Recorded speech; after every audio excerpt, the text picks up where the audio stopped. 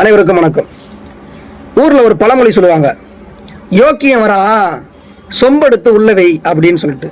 அந்த மாதிரி தான் துரோகத்தை பற்றி யார் பேசணும் அப்படின்னு ஒரு விவஸ்தை இருக்குது.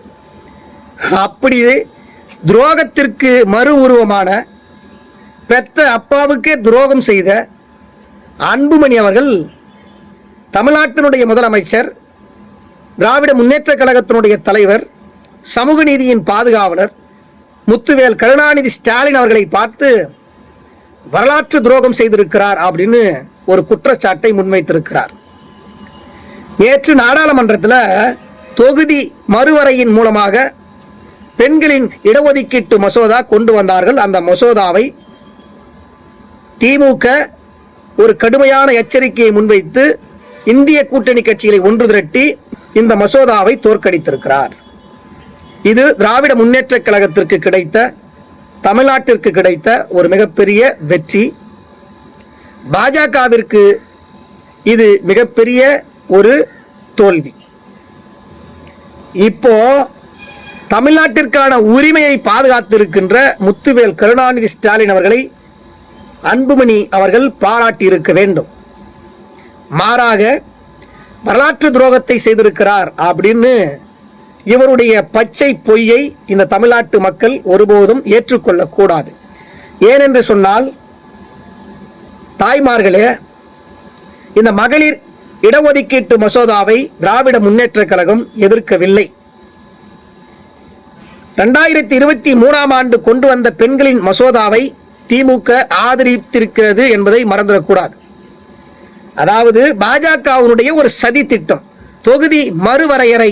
இந்த மசோதாவை தாக்கல் செய்தால், இந்த மசோதாவின் மூலமாக மகளிர் இடஒதுக்கீட்டு மசோதா 33% நாடாளுமன்றத்தில் பெண்களுக்கான அதிகாரத்தை கொண்டு வருவோம் அப்படின்னு ஒரு ட்விஸ்ட் வச்சாங்க. இப்போ பெண்களுக்கான இந்த இடஒதுக்கீட்டு 33% இடஒதுக்கீட்டை திராவிட முன்னேற்ற கழகம் ஆதரித்திருந்தால், தொகுதி மறுவரையின் மூலமாக தமிழ்நாட்டிற்கு கிடைக்க வேண்டிய அந்த பிரதிநிதித்துவம் கிடைக்காமல் போயிருக்கும், தமிழ்நாடு நசுக்கப்பட்டிருக்கும், தமிழ்நாட்டினுடைய உரிமைகள் பறிக்கப்பட்டிருக்கும், தமிழ்நாட்டிலிருந்து டெல்லியில் நாடாளுமன்றத்தில் குரல் கொடுக்கக்கூடிய பிரதிநிதித்துவத்தினுடைய எண்ணிக்கை குறைந்திருக்கும்.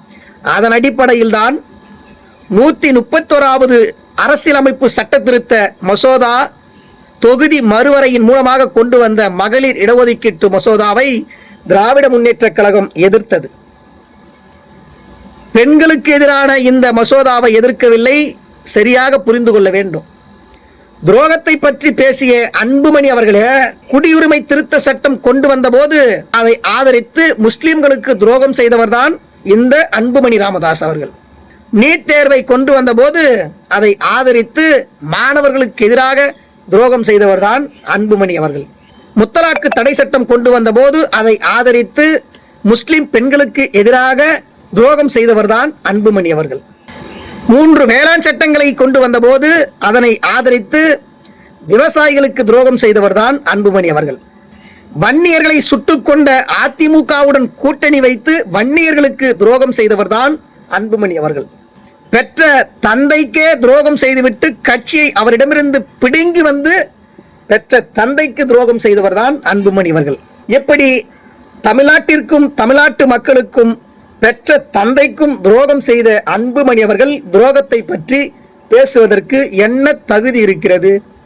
திராவிட முன்னேற்ற கழகம் ஆட்சியில் இருக்கிறது. திராவிட முன்னேற்ற கழகத்தினுடைய ஆட்சியை வழிநடத்தக்கூடிய முத்துவேல் கருணாநிதி ஸ்டாலின் என்கின்ற மகத்தான தலைவருடைய ஆட்சியில், உள்ளாட்சியில் பெண்களுக்கு 50% இடஒதுக்கீட்டில் பெண்கள் அதிகாரத்தில் இருக்கிறார்கள். 1989ஆம் ஆண்டு பெண்களுக்கு சொத்திலே சம உரிமை உண்டு என்று பெண்களுக்கான அங்கீகாரத்தை கொடுத்த இயக்கும் திமுக. அது பின்னாளில் 96 முதல் 2001 இந்த ஆட்சி காலத்திலே தமிழ் இனத்தினுடைய தலைவர் முத்தமிழ் அறிஞர் டாக்டர் கலைஞர் அவர்கள் பெண்களுக்கு உள்ளாட்சித்துறையிலே 33% இடஒதுக்கீட்டை கொண்டு வந்தவரும் தமிழ் இனத்தினுடைய தலைவர் டாக்டர் கலைஞர் அவர்கள் கொண்டு வந்த இயக்கம் திராவிட முன்னேற்ற கழகம். பெண்கள் சுயமாக வாய்வதற்கு சுய உதவி குழுவை உருவாக்கி தந்த இயக்கமும் திராவிட முன்னேற்ற கழகம்தான். இப்படி பெண்களுக்கு எண்ணற்ற திட்டங்களை பார்த்து பார்த்து ஆணுக்கு பெண் சமம் என்கின்ற உரிமையை பெண்களுக்கு கொடுத்த இயக்கம் திராவிட முன்னேற்றக் கழகம். இந்த திராவிட முன்னேற்றக் கழகம் பெண்களுக்கு ஆதரவாக இருக்குமே தவிர பெண்களுக்கு எதிராக எந்த காலத்திலும் இனிவரும் காலங்களிலும் இருக்காது என்பதை தமிழ்நாட்டு பெண்கள் நன்றாக அறிந்திருப்பார்கள். சொந்த வன்னியர் சமூகத்திற்கே துரோகம் செய்த அன்புமணி அவர்கள் தமிழ்நாட்டினுடைய முதலமைச்சர், திராவிட முன்னேற்றக் கழகத்தினுடைய தலைவர், இந்தியாவிற்கு வழிகாட்டக்கூடிய தலைவர், இன்றைக்கு தென் மாநிலங்களுக்கான மாநில உரிமைகளை பறிக்க துடிக்கின்ற, பிரதிநிதித்துவத்தை நசுக்க துடிக்கின்ற மதவாத பாசிச பாஜகவினுடைய கொட்டத்தை அடக்கி இன்றைக்கு ஒரு மிகப்பெரிய தோல்வியை இன்றைக்கு மோடி அரசிற்கு கொடுத்திருக்கின்றது என்று சொன்னால், சுயமரியாதையோடு சமூக நீதியோடு இந்த இயக்கத்தை வழிநடத்தி கொண்டிருக்கின்ற முத்துவேல் கருணாநிதி ஸ்டாலின் என்கின்ற மகத்தான தலைவர் பற்ற வைத்த நெருப்பு நேற்று டெல்லியில் பற்றி எரிந்து அந்த ஆணவத்தை அடக்கியது. திமுகவை பற்றியோ திமுகவின் தலைவர் முத்துவேல் கருணாநிதி ஸ்டாலின் அவர்களை பற்றி பேசவோ துரோகத்திற்கு மறு உருவமான அன்புமணி அவர்களுக்கு எந்த தகுதியும் கிடையாது.